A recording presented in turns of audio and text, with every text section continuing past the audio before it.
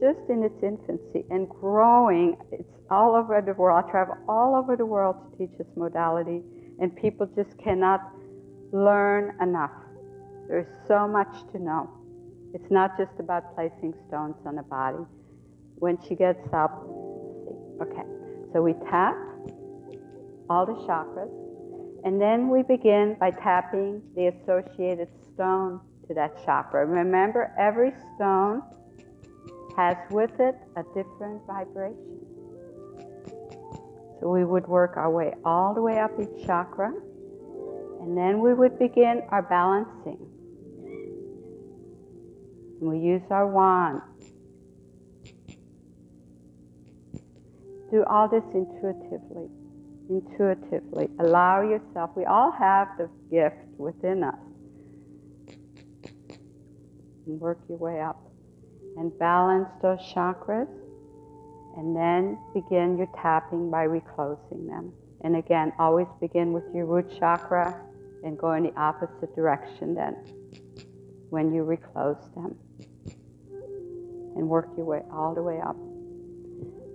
After you've completed that, you're going to begin by removing your cold stones very gently. You're going to begin removing your mask. You're going to apply your ampule or your moisturizer, whatever is prescription corrective for this client.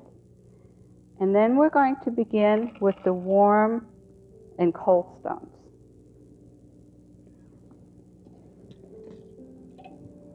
But very lightly. Always begin with warm first. Remember, squeeze and transfer. Squeeze and transfer. We do that so it's not so shocking to that client. And we very lightly begin.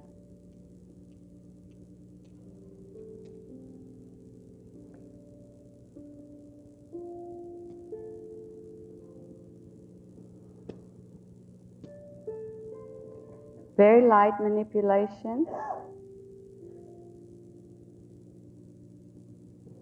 And then retrieve 2 cold stones. Small stones. And again, if you truly do this, it's amazing at the end of your treatment, the results you see. Again, they're cold, introduce, and begin.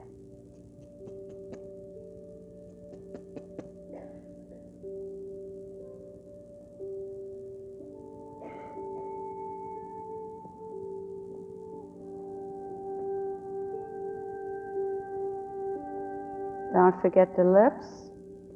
Don't forget the ears. I always feel undone when that's not addressed.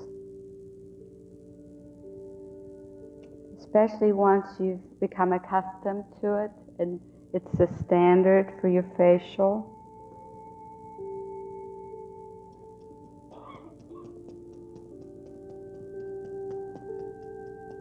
There's something very soothing at the end of feeling the soft chill of that warm and cold stone, and then the cool stones.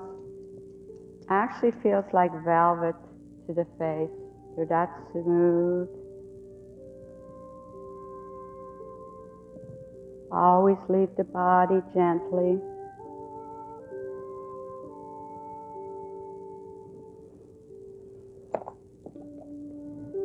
Now they're in such a deep state that I normally go around and I readdress their aura. So I tap very gently my way around the table.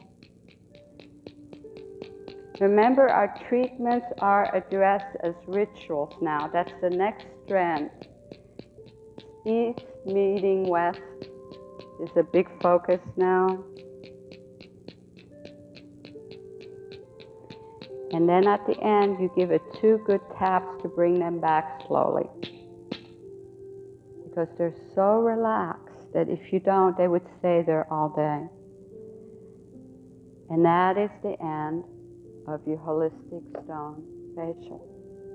Now, while I have you here, let me very quickly show you how to use warm and cold stones and for what purposes. Okay? Warm and cold decongest very quickly.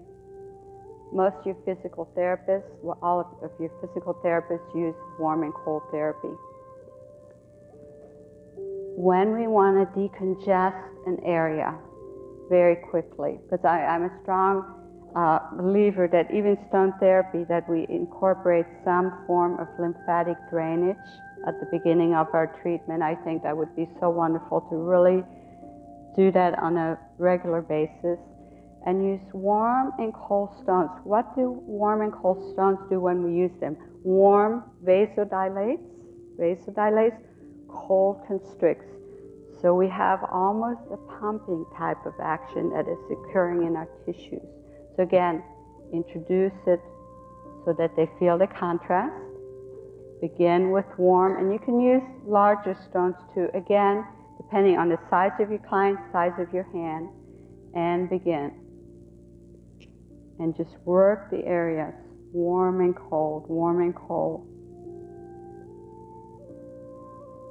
When you decongest, especially pre- and post-surgery treatments, you know what a market there is for pre- and post-surgery treatments that no one really addresses, that cuts your downtime tremendously, that cuts down swelling, bruising tremendously. So there's so many ways you can customize your treatments and use this therapy.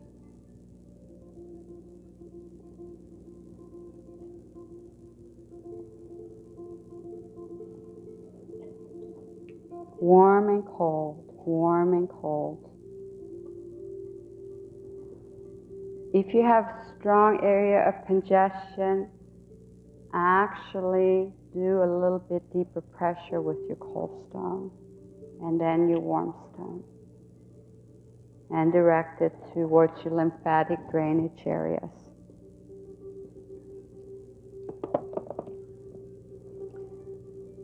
That's it. Thank you very much.